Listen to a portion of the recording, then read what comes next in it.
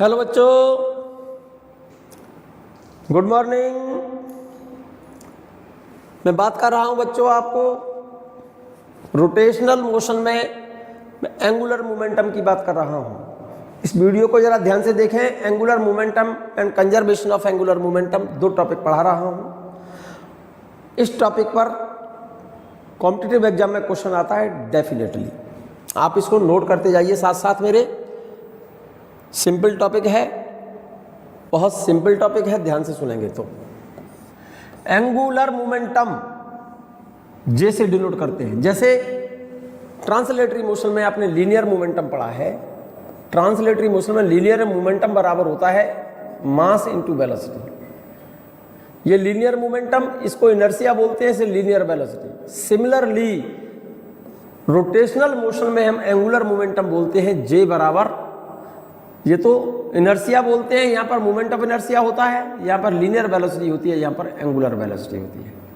Linear momentum का formula mass into velocity है, angular momentum का फॉर्मूला है जे बराबर आई ओमेगा। यहाँ पर एम इनर्शिया होता है, यहाँ पर आई मोमेंट ऑफ इनर्शिया है, या लीनियर वेलोसिटी या एंगुलर वेलोसिटी। अगर ये फॉर्मूला आपको पता है तो ये फॉर्मूला याद करने की जरूरत नहीं। सिमिलर है, एनालॉगस एक्सप्रेशन बताई थी मैंने ट्रांसलेटरी मोशन और रोटेटरी मोशन में। फिर से मैं डिस्कस कर दूंगा इस बात को। यहां पर आ जाइए, एंगुलर मोमेंटम नोट करिए, इसको जे से डिनोट करते हैं बच्चों। कहीं कहीं जे से लिखता है, कहीं कहीं इसको एल से लिखता है, एल से, और जे से या फिर एल से डिनोट करते हैं। ठीक है मेरे बच्चे, ये एक्सियल वेक्टर है, इस जे से डिनोट करते हैं एंगुलर मोमेंटम को, या एल से डिनोट करते हैं। कुछ पुस्तकों में, कुछ बुक्स में एल से लिखा हुआ है, कुछ बुक्स में जे से लिखा है। एक्सियल वेक्टर है, इसकी डायरेक्शन होती है along the axis of rotation. The movement of linear momentum of a body with respect to any axis of rotation is known as angular momentum. The movement of linear momentum of a body, movement of linear momentum of a body with respect to any axis of rotation is known as angular momentum.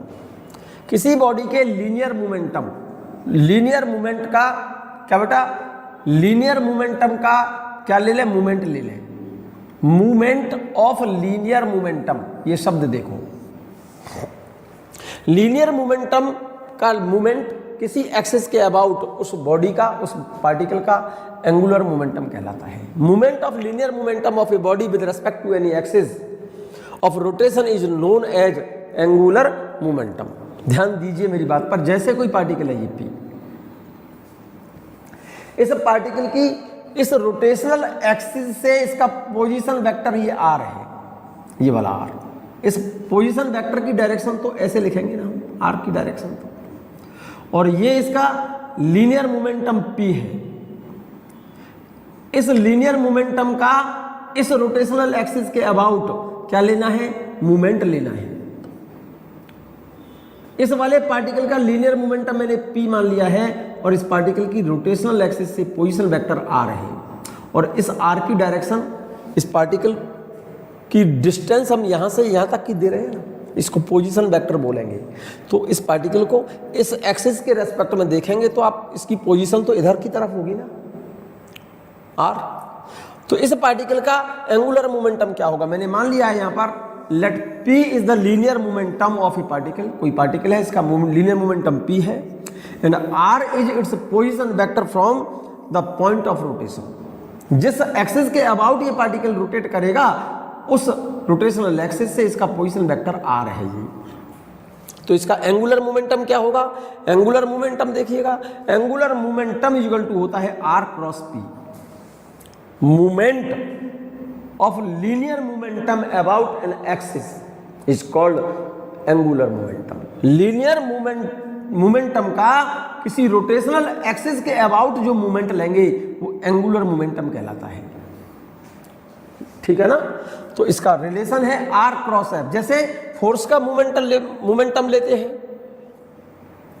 Movement of force about A rotational axis is called torque बोलते हैं उसको। Torque बराबर होता है R cross F। इसको बोलते हैं movement of force. Movement of force about rotational axis is called torque. Torque बोला जाता है उसको। Movement of force about A rotational axis is called torque बोलते हैं इसको, या फिर क्या बोलते हैं इसे, इसको बोला जाता है टॉर्क या movement of force. Movement of force about rotational axis, तो टॉर्क बोलते हैं, मूवमेंट ऑफ फोर्स कहा जाता है इसे, या टॉर्क कहा जाता है। टॉर्क बराबर आर क्रॉस एफ। ऐसे ही movement of linear momentum about rotational axis is called angular momentum. Force का मूवमेंट लिया तो आर क्रॉस एफ लिखा, ये मूवमेंट ऑफ फोर्स हो गया। लीनियर मोमेंटम का मूवमेंट लिया रोटेशनल एक्सिस के अबाउट, उसे क्या बोलते हैं, एंगुलर मोमेंटम बोलते हैं। और एंगुलर मोमेंटम जे का फॉर्मूला होता है आर क्रॉस पी। इस आर को इधर और पी को इधर मत लिख देना, नहीं तो डायरेक्शन बदल जाएगी, क्योंकि ए क्रॉस बी को बी क्रॉस ए नहीं लिखा जा सकता। यहां पर जे बराबर आर क्रॉस पी। आर तो आर है, पी लीनियर मोमेंटम है। लीनियर मोमेंटम को लिखते हैं मास इनटू वेलोसिटी। मास इनटू वेलोसिटी, यहां तक ठीक है। तो इसको हम लिख सकते हैं, एम को तो मैंने यहां लिख दिया क्योंकि स्केलर है, R cross V, R cross V, ठीक है। यहां पर देखिएगा जे बराबर एम आर क्रॉस बी आपने लिखा है, देखिएगा जे बराबर एम आर क्रॉस बी। और इसको मैं देखो यहां पर जे बराबर एम आर क्रॉस वी की जगह पर आर ओमेगा लिख रहा हूं बच्चों। वी की जगह पर क्या लिख रहा हूं, आर ओमेगा। इसकी जगह पर आर ओमेगा लिख रहा हूं। यहां पर फिर से मैं आपसे बोल रहा हूं, वी की जगह पर क्या लिख रहा हूं, आर ओमेगा। वी की जगह पर तो आर तो पोजीशन वेक्टर हुआ, डिस्टेंस हो गई ना आर तो, और ओमेगा क्या चीज है, एक सेकंड देखिएगा जरा, ध्यान दो। v बराबर ओमेगा क्रॉस आर होता है बच्चों, ओमेगा क्रॉस आर, ठीक है, इक्वल टू आई ओमेगा। तो M R into R, R square हो गया, तो एम तो ये रहा, R into R, R square हो गया। तो इसकी जगह पर क्या लिख दूंगा मैं, आई, और ये ओमेगा। इसीलिए ये देखिएगा v की जगह पर आर ओमेगा लिखूंगा मैं, आर और इंटू आर ये रहा, आर स्क्वायर हो जाएगा। तो एम आर स्क्वायर की जगह पर मैंने ओमेगा लिख दिया, आई लिख दिया है, और ओमेगा ये रहा। तो एंगुलर मोमेंटम का फॉर्मूला हो गया जे बराबर एम आर क्रॉस वी बराबर आई इंटू ओमेगा। और इसकी यूनिट क्या होगी, इसकी यूनिट हो गई किलोग्राम, इसकी हो गई मीटर, इसकी हो गई मीटर पर सेकंड, तो इसकी यूनिट हो गई किलोग्राम मीटर स्क्वायर पर सेकंड। ये बात क्लियर है। J is axial vector. J कैसा वेक्टर है मेरे बच्चे, एक्सियल वेक्टर है J. J is axial vector, so its direction, its direction along the axis of rotation और normal to plane of orbit.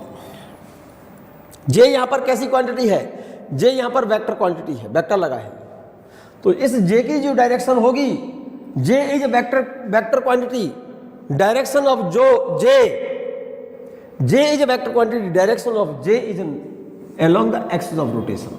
जो जैसे ये पार्टिकल ऐसे रोटेट कर रहा है, तो जे की डायरेक्शन निकालेंगे हम। जैसे एंटी क्लॉक रोटेशन है तो अपवर्ड हो गया जे की डायरेक्शन, और क्लॉकवाइज रोटेशन होती तो डाउनवर्ड हो गया। So J is a vector quantity, direction of J is along the axis of rotation, axis of rotation और normal to plane of rotation. जिस प्लेन में पार्टिकल रोटेट कर रहा है उस प्लेन के नॉर्मली या तो आउटवर्ड या फिर इनवर्ड। डायरेक्शन कैसे निकालेंगे, एक्सियल वेक्टर की डायरेक्शन हमेशा निकालते हैं राइट हैंड थंब रूल से।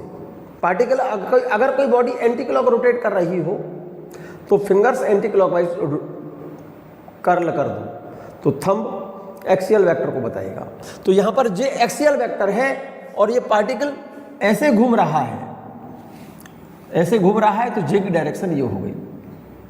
और अगर पार्टिकल एंटी क्लॉक घूम रहा होता तो जे की डायरेक्शन डाउनवर्ड हो जाती। तो ये बात लिखी है मैंने, जे इज अ वेक्टर क्वांटिटी। जे कैसी क्वांटिटी है, वेक्टर क्वांटिटी है। तो लिखा है इट्स डायरेक्शन का मतलब इसकी जो डायरेक्शन है is along the axis of rotation. जो एक्सिस है उसकी डायरेक्शन में होगी। एक्सियल वेक्टर की डायरेक्शन। अब एक्सियल वेक्टर की direction along the axis of rotation ऊपर को होगी या नीचे को होगी? ऊपर को कब होगी? जब एंटी क्लॉक रोटेशन हो तो ऊपर की ओर, और क्लॉकवाइज रोटेशन है तो नीचे की ओर। और ये डायरेक्शन निकालते हैं हम राइट हैंड थंब रूल से। और एंटी क्लॉक रोटेशन है वो एक्सियल वेक्टर ऊपर हो गया, और क्लॉकवाइज रोटेशन है तो एक्सियल वेक्टर नीचे डाउनवर्ड हो गया। तो यहां पर J is a vector quantity and its direction is along the axis of rotation और perpendicular to plane of the rotation। और इसका मैग्नीट्यूड का फॉर्मूला क्या हो गया? यहाँ तो वेक्टर लगा हुआ है बच्चों, दो वेक्टरों का क्रॉस प्रोडक्ट हो रहा है, तो ये भी एक्सियल वेक्टर है। J R क्रॉस V, ये R और V दोनों वेक्टर है और इसके बीच में क्रॉस लगा हुआ है। J एक्सियल वेक्टर है। J की डायरेक्शन R के भी परपेंडिकुलर होगी और J की डायरेक्शन V के भी परपेंडिकुलर होगी। ठीक है, इसका मैग्नीट्यूड लिखेंगे J का, तो J बराबर क्या लिखेंगे? mvr, और बराबर होता है I omega.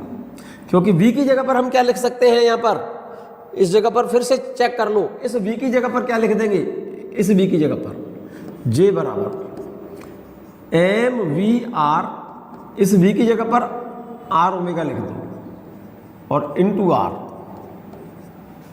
Are into R, R square, तो एम आर स्क्वायर को क्या लिख देंगे हम? आई, एम आर इसको क्या लिख देंगे? आई, और ओमेगा ये अलग है, ये रहा। तो फॉर्मूला हो गया एंगुलर मोमेंटम J बराबर एम वी आर, या फिर लिखेंगे I into omega. Its unit is kilogram metre square पर सेकेंड। क्लियर है? एक बहुत इंपॉर्टेंट सा पॉइंट देखें बच्चों, Newton second law in rotational motion. इस शब्द को लिख लो, Newton second law in rotational motion. ये जो देख रहे हैं आप यहां पर, ये जो लाइन लिखी है ना, ये जो स्टेटमेंट लिखा है, ये न्यूटन का सेकंड लॉ है। Newton second law, Newton second law है ये in rotational motion, in rotational motion. आपने न्यूटन सेकंड लॉ पढ़ा हो इन स्ट्रेट लाइन मोशन, आपने पढ़ा होगा rate of change of linear momentum, rate of change of linear momentum is equal to force होता है। F की जगह पर मैं लिख सकता हूं डेल्टा P की जगह पर क्या लिख सकता हूं? मास इंटू डेल्टा V, और delta V upon delta T क्या होता है मेरे बच्चे? ये लीनियर एक्सेलेरेशन होता है। तो F is equal to mass into ये लीनियर एक्सेलेरेशन हो गया A। ये Newton second law in straight line motion. Rate of change of linear momentum is called applied force on the system. P की जगह पर मास इंटू वेलोसिटी लिख दिया है मैंने, इसको लिखा है m delta V upon delta T, और delta V upon delta T क्या होता है? लीनियर एक्सेलेरेशन होता है। ये मास F इक्वल टू ma, ये न्यूटन का सेकंड लॉ है, न्यूटन सेकंड लॉ है स्ट्रेट लाइन मोशन के लिए। अब ऐसे ही रोटेशनल मोशन में अगर कोई बॉडी किसी एक्सिस के अबाउट रोटेट करे तो उस केस में न्यूटन सेकंड लॉ क्या होगा? यहां पर फोर्स होता है, यहां पर मोमेंट ऑफ फोर्स कहते हैं। Rate of change of angular momentum is equal to होता है मोमेंट ऑफ फोर्स, और rate of change of linear momentum is equal to होता है force. Linear moment, rate of change of linear momentum तो force लिखते हैं, और rate of change of angular momentum लिखते हैं मोमेंट ऑफ फोर्स। ये न्यूटन का सेकंड लॉ है, बिल्कुल सिमिलर इस जैसा है भाई। इसमें तो rate of change of linear momentum is equal to force है, यहां पर rate of change of angular momentum बराबर मोमेंट ऑफ फोर्स है। तो यहां पर F लिखते हैं या टॉर्क लिखते हैं, ठीक है ना, और टॉर्क बराबर R क्रॉस F, और according to this statement delta J upon delta T, rate of change of angular momentum. तो एंगुलर मोमेंटम तो J लिखते हैं, तो delta J upon delta T। J की जगह पर मैं लिख सकता हूं I ओमेगा, तो I into delta omega upon delta T। देखो जरा गौर से देखो इस फॉर्मूले को, यहां पर rate of change of angular momentum is equal to moment of force है, यहां पर rate of change of linear momentum is equal to force होता है। यहां पर तो लीनियर मोमेंटम, यहाँ ये एंगुलर मोमेंटम, यहाँ भी टाइम है, यहाँ भी टाइम है, यहाँ पर फोर्स होता है, यहाँ मोमेंट ऑफ फोर्स होता है।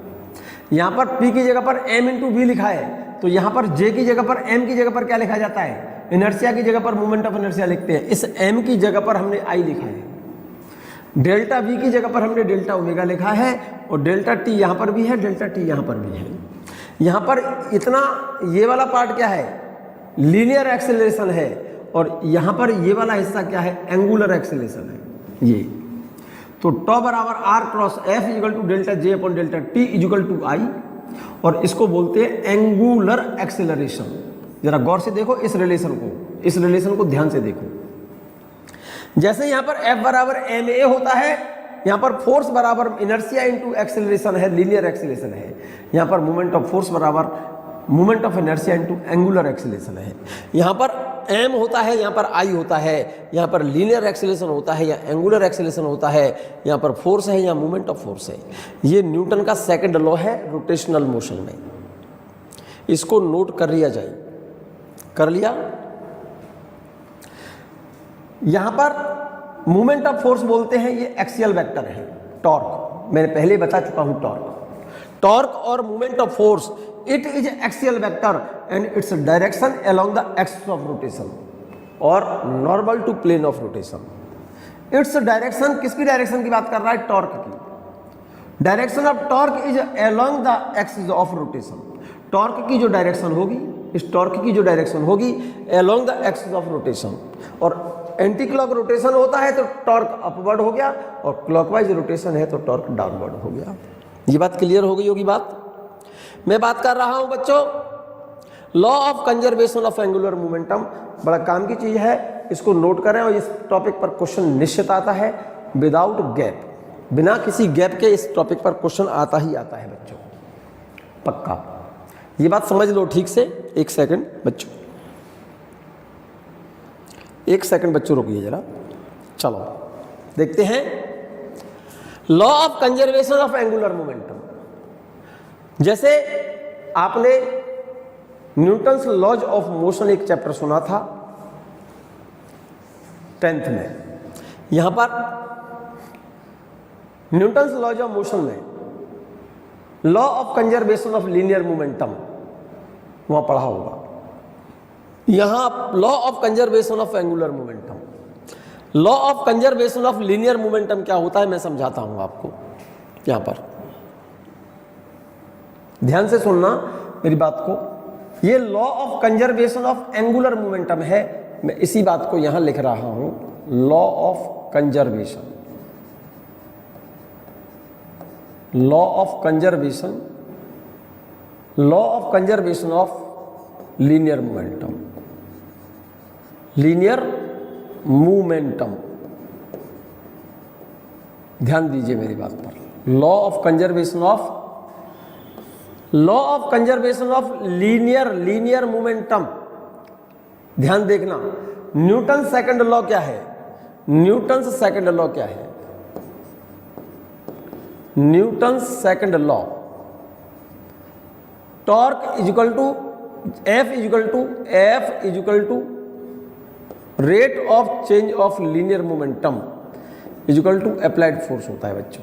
ये न्यूटन का सेकंड लॉ है, ठीक है ना। स्ट्रेट लाइन मोशन में rate of change of linear momentum equal to होता है force. If force applied on the system is zero, अगर किसी सिस्टम पर कोई फोर्स ना लगाया जाए देन तो उस केस में क्या होगा मेरे बच्चे, delta P equal to zero. Delta P का मतलब लीनियर मोमेंटम में कोई चेंज नहीं होगा। लीनियर मोमेंटम चेंज न होने का मतलब है that is P equal to constant, P equal to P1 बराबर P2। P का मतलब होता है mass into velocity, M1 V1 बराबर M2 V2। This is the law of conservation of linear momentum. If external force on the system is zero, no external force is applied on the system, then total linear momentum on the system will remain conserved in both magnitude and direction.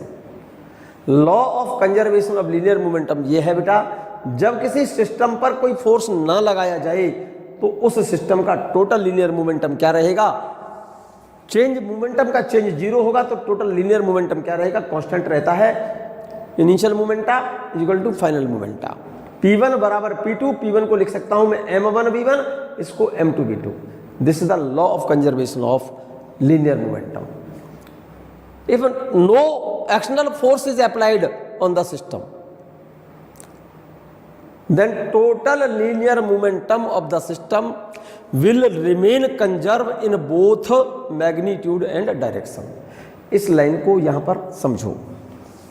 Similarly same law of conservation of linear momentum जैसे लिखा है, ऐसे ही यहां पर मैं बात कर रहा हूं law of conservation of angular momentum. Newton second law in rotational motion, जैसे यहां पर तो F बराबर delta P upon delta T होता है, यहां पर फोर्स या मोमेंट ऑफ फोर्स, यहां पर चेंज इन लीनियर मोमेंटम या चेंज इन एंगुलर मोमेंटम, यहां भी टाइम यहां भी टाइम। तो moment of force equal to change of angular rate of change of angular momentum.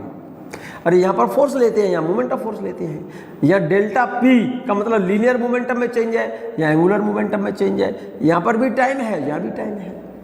If force on the system is zero, और यहां पर क्या लिखा है, if torque on the system is zero. अगर किसी सिस्टम पर कोई यहां पर फोर्स न लगाएं तो उसका लीनियर मोमेंटम में कोई चेंज नहीं होगा, मतलब लीनियर मोमेंटम उसका कंजर्व रहेगा, सेम रहेगा। If no torque applied on the system then change in angular momentum is zero, that is angular momentum of the system will remain fix, का मतलब है सेम।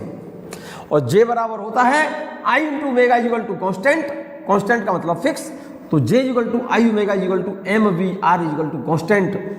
और हम इसको लिख सकते हैं I1 ओमेगा 1 बराबर बराबर I2 ओमेगा 2। भाई इसको जैसे यहां पर P बराबर एम वी होता है तो P1 बराबर P2 और P1 की जगह पर M1 V1 बराबर M2 V2।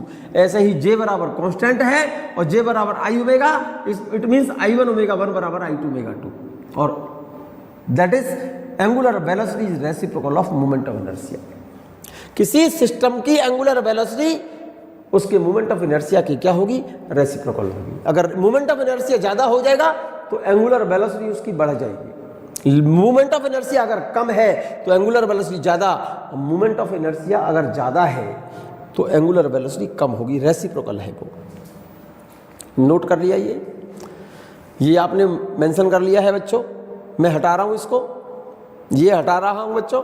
चलिएगा यहां देखो, law of conservation of angular momentum, Newton second law in rotational motion, rate of change of angular momentum is equal to applied torque होता है। If torque applied on the system is zero then total change in angular momentum is zero, that is total angular momentum of the system will remain fix. J की जगह पर मैंने क्या लिख दिया, I omega equal to fix, जे बराबर I omega equal to M V R equal to constant.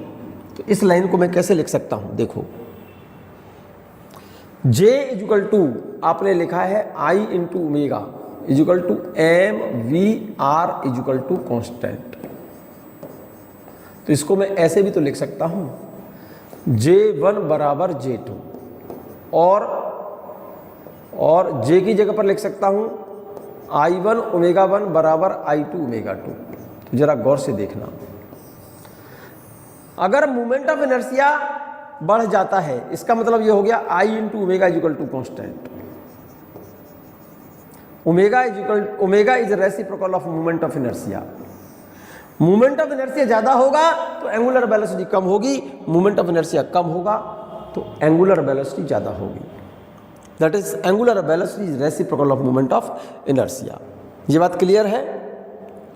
और according to यहां से लिखें अगर तो J बराबर I omega equal to constant, तो I1 ओमेगा 1 बराबर I2 ओमेगा 2, और J बराबर M V R equal to constant. तो इस वाले टर्म को लिखेंगे तो क्या लिखेंगे, M V R equal to constant. For same body mass constant है तो क्या लिखेंगे, V1 R1 बराबर V2 R2। ये बात क्लियर है, ये बात क्लियर है बच्चों, क्लियर है।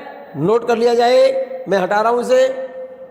यस, या देखो I1 ओमेगा 1 बराबर I2 omega 2, that is angular velocity is reciprocal of moment of inertia. If no external torque is applied on the system, if no external torque is applied on the system, then total angular momentum of the system will remain conserved in both magnitude and direction। ये बात लिख दी है मैंने यहाँ पर।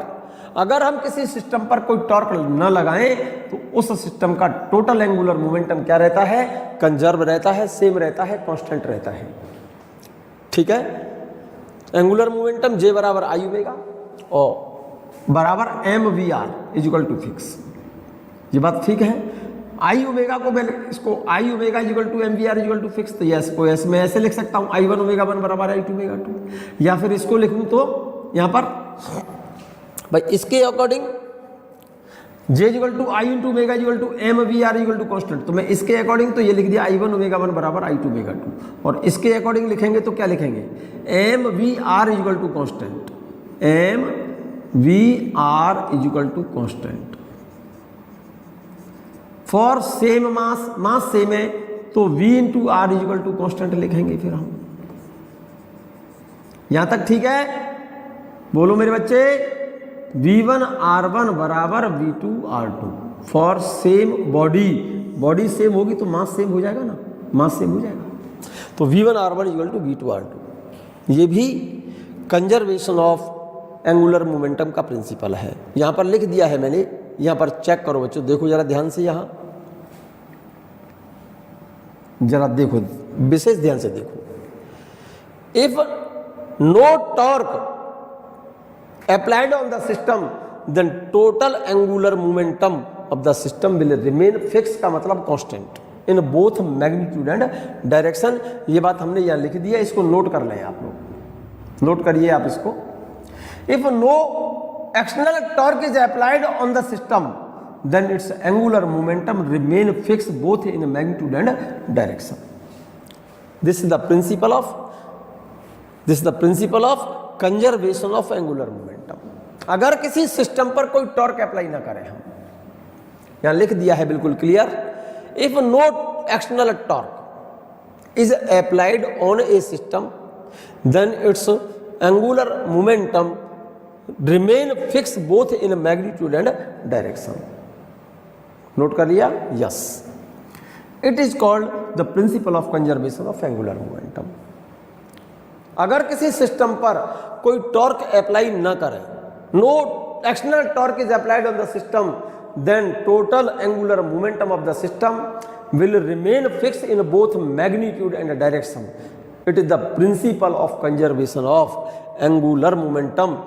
Conservation of angular momentum के कुछ examples देखिए, बहुत सिंपल से और इंपोर्टेंट एग्जाम्पल है बच्चों, और ये क्वेश्चन की तरह, क्वेश्चंस में इन एग्जाम्पल्स को क्वेश्चन की तरह आएंगे एग्जाम में। इन एग्जाम्पल्स पर क्वेश्चन फ्रेम किए हुए हैं, पहले इसको समझो ठीक से। पहला एग्जाम्पल देखो यहां पर, फर्स्ट एग्जाम्पल देखो ध्यान से। A boy comes running and stands on A rotating Mary go round. Rotating Mary go round क्या होता है? ये कोई ध्यान से सुनिएगा, रोटेटिंग मैरी गो राउंड तुमने देखा हो, एक्चुअल में मैरी गो राउंड तो जानते हो, मैरी गो राउंड जो तुमने देखा हो कभी, सर्कस वगैरह देखा है? सर्कस वगैरह में जो झूले लगते हैं ना, झूले तो समझते होंगे, एक हॉरिजॉन्टल प्लेटफॉर्म होता है, हॉरिजॉन्टल डिस्क शेप में, जिस पर तुमने देखा हो चेयर रखी होती है, ठीक है नहीं, चेयर रखी होती है, उन पर बैठते हैं लोग, ऐसे गोल गोल घूमता है वो, हॉरिजॉन्टल सर्कल में ऐसे गोल घूमे, सर्कल में घूमे ऐसे सर्कल में, उसे मैरी गो राउंड बोला जाता है। कौन सा, क्या बोलते हैं उसे? Mary go round.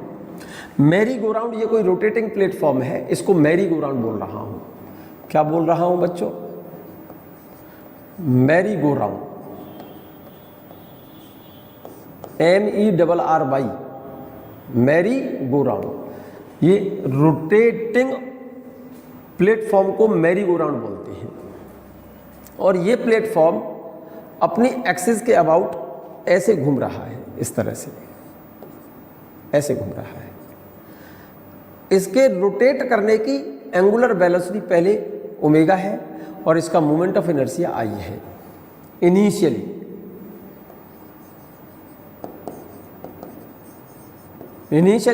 ये कोई मैरी गो राउंड है और ये ऐसे घूम रहा है। अब ये बोल रहा है a boy comes running and stand on A rotating Mary go round. एक व्यक्ति, जरा गौर से देखना यहां से, ये कह रहा है ये मैरी गो राउंड ऐसे रोटेट कर रहा था। इसकी एंगुलर वेलोसिटी पहले कितनी है? ओमेगा वन मान लें या ओमेगा कह दें। इसका मोमेंट ऑफ इनर्शिया कितना? I1, ठीक है ना। ऐसे रोटेट कर रहा है ऐसे। अब वो ये कह रहा है कि इधर से, यहां से कोई एक बॉय है, ये वाला, ये बॉय ये कह रहा है a boy comes running and stand on A rotating Mary go round. ये रोटेटिंग मैरी गो राउंड पर यहां से कोई लड़का आया, इधर से दौड़ता हुआ, रन करता हुआ आया यहां से, और यहां से चल करके इसके पैरेलल चलते हुए चल करके और जंप करके इसके ऊपर खड़ा हो गया। किस पर?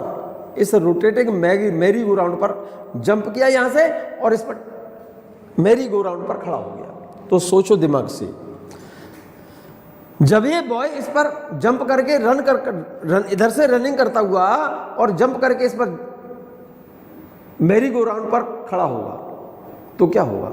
इसका मोमेंट ऑफ इनर्शिया बाद का, भाई मैरी गो राउंड का मोमेंट ऑफ इनर्शिया I1 और इस बॉय का भी तो होगा मोमेंट ऑफ इनर्शिया।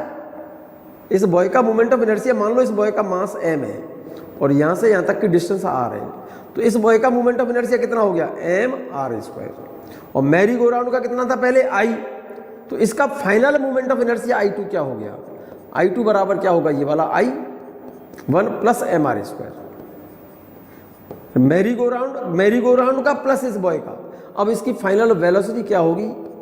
ये बदल जाएगी। तो इसका मतलब क्या हो गया?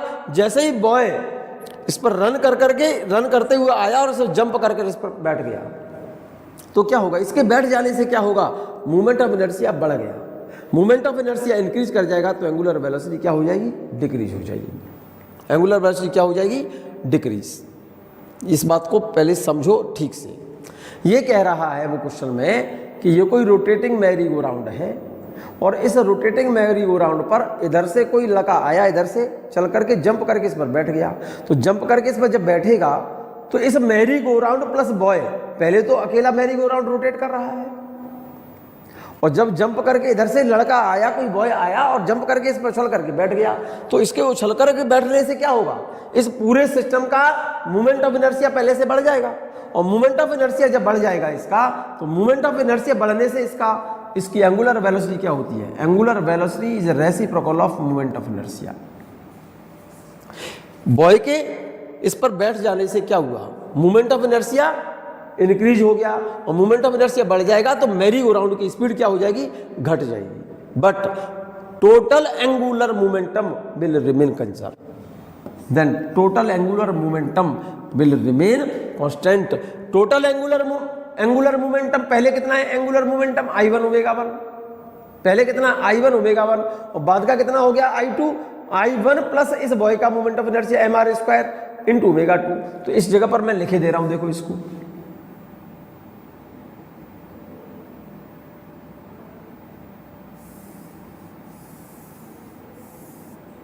देखो जरा ध्यान से। इनिशियल एंगुलर मोमेंटम कितना? I1 ओमेगा 1, और फाइनल कितना है?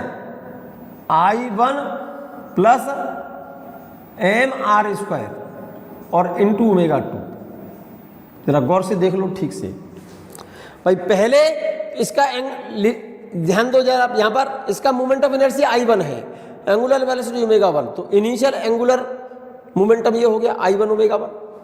अब ये बॉय इससे रन करता हुआ आया और उछलकर इस पर बैठ गया, तो इसका टोटल एंगुलर मोमेंटम पहले I1 ओमेगा 1 और बाद का एंगुलर मोमेंटम I2 ओमेगा 2।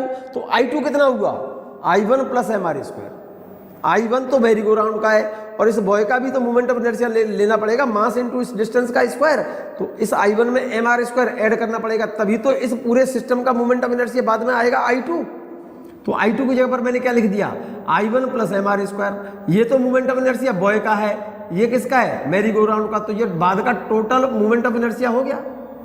ये तो I1 ω1 तो पहले का एंगुलर मोमेंटम, और ये पूरा I2 इंटू ω2 बाद का एंगुलर मोमेंटम क्या रहेगा, बराबर का मतलब कांस्टेंट रहेगा, कंजर्व रहेगा।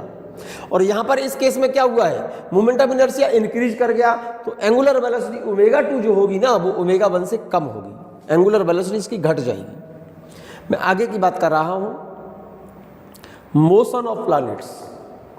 आपने सुना हो प्लैनेट्स सन के अराउंड प्लैनेट्स इलिप्टिकल पाथ पर मोशन करते हैं, not exact circular path. Planets सूर्य सन के चारों ओर एक इलिप्टिकल पाथ पर क्या करते हैं, रिवॉल्व करते हैं, ठीक है ना। The angular momentum of the planet around the sun revolving around the sun will remain constant, ठीक है ना। It is the principle of conservation of angular momentum. Sun के चारों ओर परिक्रमा करते हुए प्लैनेट का एंगुलर मोमेंटम कंजर्व रहता है, कांस्टेंट रहता है। ये सेकंड एग्जांपल है कंजर्वेशन ऑफ एंगुलर मोमेंटम का, motion of planet around the sun. Sun के चारों ओर परिक्रमा करता हुआ प्लैनेट, जैसे कोई प्लैनेट यहां पर है, कोई प्लैनेट, जरा गौर से देखिएगा, जैसे कोई प्लैनेट यहां पर है, ये सूर्य है, सन यहां लिखा है जरा, और ये प्लैनेट इनिशियली यहां पर है P पर, और ये ऐसे इस वाले पाथ को फॉलो करते हुए यहां पर आ गया P' पर, मान जाओ। All planets revolve around the sun in elliptical path. जब प्लैनेट यहां पर है तो इसका मास कितना है, m। जब ये प्लैनेट चल करके यहां पर आ गया तो इसका मास तो सेम रहेगा बच्चों। अंतर क्या आया, सन से इस प्लैनेट की जो डिस्टेंस है ये चेंज हो गई। पहले प्लैनेट यहां था तब डिस्टेंस r1 और इसकी लीनियर वेलोसिटी v1 है। जब प्लैनेट यहां पर है तो इसकी डिस्टेंस r2 और इसकी लीनियर वेलोसिटी कितनी है, v2 है। But angular momentum of this planet will remain same. जितना एंगुलर मोमेंटम यहां पर होगा उतना ही एंगुलर मोमेंटम इस जगह पर होगा। तो एंगुलर मोमेंटम J बराबर होता है m v r equal to constant. तो मैं लिख सकता हूं इसे m v1 r1 बराबर m v2 r2। जब ये प्लैनेट P पर है तो m v1 r1 तो ये रहा बराबर, जब P' पर पहुंच गया तो m v2 r2, क्योंकि मास तो बदला नहीं, m से m कैंसिल हो जाएगा ये, तो v1 r1 equal to v2 r2, ठीक है ना। This is the example of conservation of angular momentum. Sun के चारों ओर जो प्लैनेट घूमते हैं, रिवॉल्व करते हैं इलिप्टिकल पाथ पर, तो उस प्लैनेट का टोटल एंगुलर मोमेंटम क्या रहता है बेटा, कंजर्व रहता है। ये एग्जाम्पल है किसका, कंजर्वेशन ऑफ एंगुलर मोमेंटम का। थर्ड एग्जाम्पल देखो, ये थर्ड एग्जाम्पल देखो, बहुत काम का एग्जाम्पल है बच्चों। ये भी क्वेश्चन प्रॉब्लम है तुम्हारी, मैं समझाता हूं। A person carrying heavy weight in his hands and standing on a rotating platform can change the speed of platform when the person suddenly fold his arms. Its moment of inertia decrease and its angular speed increase, but total angular momentum of the whole system will remain conserved. पहले example को देखो और समझो। मैं फिर से बोल रहा हूं, देखिएगा जरा ध्यान से। ये कह रहा है a person carrying heavy weight in his hands and standing on A rotating platform. जरा गौर से देखिएगा, ये कोई प्लेटफॉर्म है, रोटेटिंग प्लेटफॉर्म है ये, और इस पर आप खड़े हुए हैं। ये आप बना दिए मैंने, आपका साइज ठीक है, और आपने अपने हाथों में हैवी वेट पकड़े हुए हैं। ये एक मास तो ये रहा, एक मास ये रहा, और आपकी रोटेशनल एक्सिस ये रही। इसका मास m1 इसका मास m, यहाँ से यहाँ तक की डिस्टेंस आपकी r है, ये डिस्टेंस आपकी r है। एक व्यक्ति है अपने दोनों हाथों में हैवी वेट पकड़े हुए इस तरह से, ऐसे पकड़े हुए हैं, ठीक है ना, और रोटेटिंग प्लेटफॉर्म पर खड़ा है ये व्यक्ति। अब ये कह रहा है कि अगर ये अपनी आर्म फोल्ड कर दे, ये आर्म पहले ऐसे है, अब क्या कर दे, रोटेटिंग प्लेटफॉर्म पर है, रोटेटिंग प्लेटफॉर्म रोटेट कर रहा है ऐसे ऐसे ऐसे ऐसे ऐसे ऐसे, ठीक है ना, रोटेटिंग प्लेटफॉर्म पर खड़ा है, ठीक है मेरे बच्चे, रोटेटिंग प्लेटफॉर्म पर। अब वो ये कह रहा है कि अगर वो अपनी भुजाएं मोड़ दे ऐसे, भाई पहले ऐसे भुजाएं फैली हुई थी उसकी, हैंड उसके ऐसे फैले हुए हैं, जब अगर वो रोटेटिंग प्लेटफॉर्म पर अपने क्या बेटा अपने हैंड क्या कर ले, फोल्ड कर ले ऐसे, जब फोल्ड कर लेगा ऐसे, तो ये जो वेट है, ये जो मास पकड़े हुए, हैवी मास जो पकड़े हुआ है, जब ये अपने आर्म जब फोल्ड कर लेगा, फोल्ड ऐसे कर ले, तो ये मास यहाँ आ गया, पास में आ गए ना, तो मास इसके रोटेशनल एक्सिस के पास आ गया, तो इसका मूवमेंट ऑफ इनर्शिया पहले से क्या हो गया, घट जाएगा, और मूवमेंट ऑफ इनर्शिया घट जाएगा तो I into omega is equal to constant रहता है। तो omega is equal to omega reciprocal of movement of inertia. Movement of inertia पहले ज़्यादा था, अब कम है, मूवमेंट ऑफ इनर्शिया घट गया, तो एंगुलर वेलोसिटी क्या हो जाएगी, उसकी बढ़ जाएगी, इंक्रीज कर जाएगी, यही लिखा है। A person carrying heavy weight in his hands, खड़ा हुआ है किस पर, and standing on A rotating platform, rotating platform पर खड़ा हुआ है ऐसे पकड़ के, और प्लेटफॉर्म ऐसे घूम रहा है, ठीक है ना। Can change the speed of platform when the person suddenly folds his arms, then its movement of inertia decrease. जैसे ही आर्म उसकी क्या कर ली, फोल्ड कर ली, तो वेट का क्या हो गया, वेट पास में आ गए रोटेशनल एक्सिस के, रोटेशनल एक्सिस के पास में आ जाएगा वेट, तो मूवमेंट ऑफ इनर्शिया क्या कर जाएगा, घट जाएगा, डिक्रीज हो जाएगा, और आई घट जाने से उसकी एंगुलर वेलोसिटी क्या हो जाएगी, बढ़ जाएगी। ये बात क्लियर है। This is the principle of conservation of angular momentum. तो ये थर्ड एग्जाम्पल है principal of conservation of angular momentum का। फोर्थ एग्जाम्पल एक और देखिएगा, बस सिंपल सा एग्जाम्पल है बच्चों, बहुत ज्यादा सिंपल सा एग्जाम्पल है। Effect of change in radius of earth on it's time period of revolution about its axis. क्या कह रहा है वो, effect of change in radius of earth on it's time period of revolution about its axis. जैसे ये हमारी अर्थ है, हमारी अर्थ अपनी एक्सिस के अबाउट रोटेट करती है फ्रॉम वेस्ट टू ईस्ट, और इसका टाइम पीरियड अर्थ का हमारा होता है अपनी एक्सिस के अबाउट रोटेट करने का 24 आवर्स। इस टाइम को लेंथ ऑफ डे बोला जाता है बच्चों। अपनी अर्थ जो है अपनी एक्सिस के अबाउट स्पिन मोशन करती है, रोटेट करती है once in 24 hours from west to east, मालूम है ना। और इसका लेंथ ऑफ डे मतलब एक रोटेशन जो कंप्लीट करती है अर्थ 24 आवर्स में। अब वो बात ये कर रहा है effect of change in radius of earth on it's time period of revolution about it's earth its axis.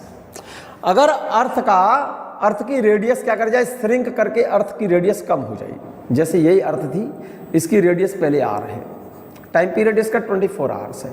अब वो ये कह रहा है कि जो अर्थ की रेडियस कितनी थी, आर थी, वो श्रिंक करके अर्थ की रेडियस कम हो गई। उसी एक्सिस के अबाउट अर्थ रोटेट करे, इसी एक्सिस के अबाउट, भले अर्थ जो पहले है उसकी रेडियस आर है, उसका टाइम पीरियड कितना है 24 आवर्स है। अब मैं ये कह रहा हूं without change of mass if radius of earth reduced to half, इसकी रेडियस पहले से हाफ हो जाए लेकिन इसका मास चेंज ना हो, मास पहले जितना था अब भी मास क्या रहे, सेम रहे। तब पहले टाइम पीरियड कितना था 24 आवर्स, तो अब इसका टाइम पीरियड कितना होगा, चेंज हो जाएगा कि नहीं होगा, होगा चेंज। क्यों चेंज होगा, क्यों, क्योंकि उसका एंगुलर मोमेंटम क्या रहता है, कंजर्व रहता है, और एंगुलर मोमेंटम जे बराबर क्या होगा, I into omega is equal to constant, I into omega is equal to constant. J बराबर आई क्या है, अर्थ का मोमेंट ऑफ इनर्शिया। अर्थ क्या है, स्फेरिकल बॉडी, और स्फीयर का मोमेंट ऑफ इनर्शिया होता है 2/5 mr², और ओमेगा की जगह पर लिख दिया बच्चों टू पाई अपॉन टी, ये फॉर्मूला मैंने सर्कुलर मोशन में पढ़ाया था आपको, इक्वल टू कांस्टेंट। अब मैंने क्या कहा, अगर अर्थ इस तरह से श्रिंक करे कि इसका मास चेंज ना हो, लेकिन इसकी रेडियस पहले से क्या हो जाए, आधी हो जाए, हाफ हो गई रेडियस, तो ये तो कांस्टेंट है। मास चेंज मना कर रहे हो आप, कांस्टेंट रहे, और 2 पाई कांस्टेंट है ही, तो क्या होगा, R square upon T equal to constant. तो इसका मतलब क्या हो जाएगा बच्चों, देखो फिर से भाई, ये वैल्यू कांस्टेंट, ये वैल्यू कांस्टेंट, तो क्या बचा, R square upon T equal to constant. तो यहां पर लिख दो आप आर स्क्वायर, इस जगह पर R square upon T equal to constant, और इसको मैं लिख सकता हूं T is a directly proportional R square, T is a directly proportional R square. ये बात क्लियर है। बस शर्त ये है, अर्थ इस तरह से श्रिंक करे कि उसके मास में कोई चेंज ना हो, लेकिन उसकी रेडियस क्या हो जाए, कम हो जाएगी, और रेडियस घटेगी तो टाइम पीरियड घट जाएगा। If radius of earth is half then its time period will be 1/4। Radius आधी हो जाएगी तो टाइम पीरियड 1/4 हो जाएगा, क्योंकि आर की जगह पर r/2 लिखोगे, आर की जगह पर r/2 का स्क्वायर करोगे तो r²/4, तो time period become 1/4, then new time period is equal to 1/4 value of initial value. पहले कितना टाइम पीरियड, 24 आवर्स अपॉन 4 से डिवाइड कर दो, तो लेंथ ऑफ डे कितना हो जाएगा, 6 आवर, 6 घंटे का दिन हो जाएगा बेटा। फिर से समझ लो, अगर अर्थ की रेडियस श्रिंक करके क्या रह गई, पहले से आधी, हाफ, तो उसका टाइम पीरियड कितना हो जाएगा, टाइम पीरियड कितना होगा, रेडियस हाफ हो गई है, ये 1/2 टाइम्स कह रहे हैं, 1/2 का स्क्वायर करोगे तो 1/4, तो टाइम पीरियड कितना हो गया, 1/4, 1/4 टाइम्स, 1/4 टाइम्स। तो पहले अर्थ का टाइम पीरियड कितना होता है अपनी एक्सेस के अबाउट 24 आवर्स, तो नया वाला टाइम पीरियड कितना हो जाएगा, 24/4, 6 आवर्स। क्लियर है। एक छोटा सा क्वेश्चन और देखें बच्चों, बहुत सिंपल सा काम का और बहुत धमाकेदार क्वेश्चन, सिंपल है, आपको शायद समझ आइए, बहुत इजी क्वेश्चन है। क्वेश्चन देखिएगा, पहले क्वेश्चन देखिएगा, क्वेश्चन क्या है समझो आप। ये कोई सिलिंड्रिकल ट्यूब है, hollow tube, cylindrical hollow tube है ये, और इसके अंदर एक रस्सी से, इस ट्यूब के अंदर एक रस्सी से, ये रस्सी है, रस्सी समझते हो ना, स्ट्रिंग, एक ऑब्जेक्ट को, किसी स्टोन को बांध करके हम रोटेट करा रहे हैं। जब ऑब्जेक्ट यहां पर है तो इसकी रेडियस, इसकी यहां से यहां तक की कितनी है, ये सर्कुलर मोशन करा रहे हैं हम ऐसे, ठीक है ना। कोई कैसा है, सिलिंड्रिकल कोई ट्यूब है, सिलिंड्रिकल ट्यूब मान लो इसको, और इसमें एक रस्सी धागा डाला हुआ है इसके अंदर, और इस धागे के एक सिरे से एक स्टोन को बांध दिया है ये, ठीक है ना। और ये स्टोन इस तरह से क्या कर रहा है, रोटेट कर रहा है। जब इनिशियली स्टोन यहाँ पर है तब उसकी रोटेशनल रोटेट जब कर रहा है तो जिस ऑर्बिट में रोटेट कर रहा है उसकी रेडियस r1 है और यहाँ पर इसकी स्पीड v1 है। क्वेश्चन मेरा ये है कि अगर इस रस्सी को नीचे खींचकर इसकी रेडियस को कम कर दें, पहले रेडियस कितनी r1, अब रेडियस कितनी कर दी r2, तो अब इसकी वेलोसिटी v2 कितनी होगी। इन दिस केस अगर रस्सी को खींच करके इसकी रेडियस को कम करते हैं तो इस केस में मेरे बच्चे इस पूरे सिस्टम का एंगुलर मोमेंटम कंजर्व रहेगा, एंगुलर मोमेंटम कंजर्व रहेगा। एंगुलर मोमेंटम क्या होता है, I1 ओमेगा 1 बराबर I2 ओमेगा 2,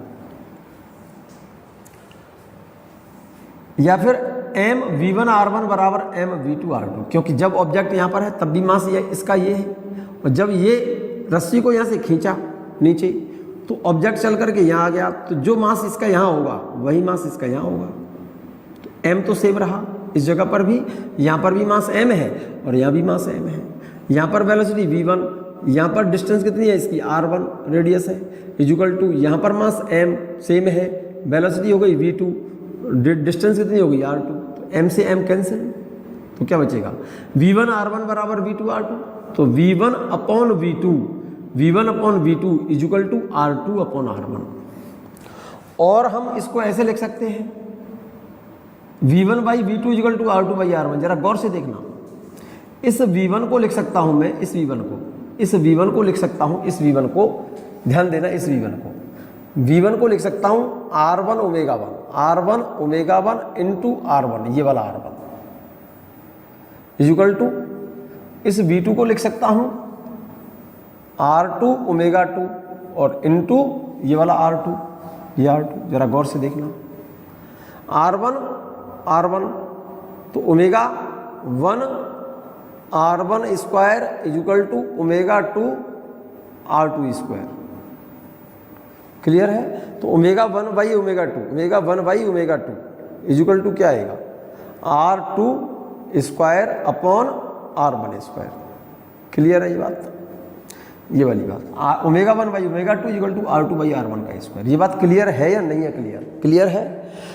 अगर क्वेश्चन यही है बच्चों, यहाँ पर तो इस रस्सी को खींच करके इसकी रेडियस को कम कर रहे हैं, तो इस केस में तो एंगुलर मोमेंटम कंजर्व रहता है, तो I1 ओमेगा 1 बराबर I2 omega 2, m v1 r1 बराबर m v2 r2, मास तो सेम रहा, तो v1 r1 बराबर v2 r2, तो v1 by v2 equal to r2 by r1। या फिर हम इस रिलेशन को लिख सकता हूँ omega 1 r1 square equal to omega 2 r2 square. कैसे लिखा? क्योंकि v1 की जगह पर r1 ओमेगा 1, तो r1 ये पहले से ही है, तो omega 1 r1 square equal to इसकी जगह पर ओमेगा 2 r2 स्क्वायर, तो omega 1 upon omega 2, omega 1 upon omega 2, omega 1 ये रहा, ओमेगा 2 ये रहा, omega 1 upon omega 2 equal to r2 square upon r1 square, relation ये रहा। क्वेश्चन यही है बच्चों, यही क्वेश्चन है। जरा दोनों में अंतर देखो, इस केस में इस स्ट्रिंग को नीचे खींच करके इसकी डिस्टेंस को कम कर रहे हैं, रेडियस को कम कर रहे हैं, तो इस केस में तो इस स्ट्रिंग को खींच करके रेडियस को कम करेंगे तो एंगुलर मोमेंटम कंजर्व रहेगा मेरे बच्चे। और इस केस में क्या कह रहा है, if the string binds itself on the tube, इसकी रेडियस को कम कर रहे हो कैसे, if the string binds itself on the tube, मतलब ये जो स्ट्रिंग है ना, इसको हमने नीचे नहीं खींचा तब डिस्टेंस को कम नहीं किया, ये जो स्ट्रिंग है इस ट्यूब के ऊपर ही क्या होती जा रही है, बाइंड होती जा रही है। ये जो स्ट्रिंग है इस ट्यूब पर ही क्या हो, बाइंड हो, तब इसकी रेडियस कम हो। तो उस केस में, इस केस में काइनेटिक एनर्जी कंजर्व रहती है बच्चों। ये बात पॉइंट नोट किया जाए, फिर से मैं बोल रहा हूं, बहुत बेहतरीन क्वेश्चन आता है इसका, इस टाइप का। अगर ये स्ट्रिंग ट्यूब पर बाइंड खुद होती है, ट्यूब पर बाइंड होकर के तब इसकी रेडियस घटती है, तो इस केस में इस सिस्टम की काइनेटिक एनर्जी क्या रहेगी, कांस्टेंट रहेगी। Kinetic energy half mv square equal to constant. Clear है ये बात? हाफ मास तो सेम रहेगा क्योंकि बॉडी यहां पर है तब भी मास वही है, यहां पर है तब भी मास वही है, तो हाफ तो कांस्टेंट, m कांस्टेंट, तो v square equal to constant, half mv square equal to constant, तो v square equal to constant. ठीक है ना, v square equal to constant, तो v इक्वल टू कांस्टेंट होगा।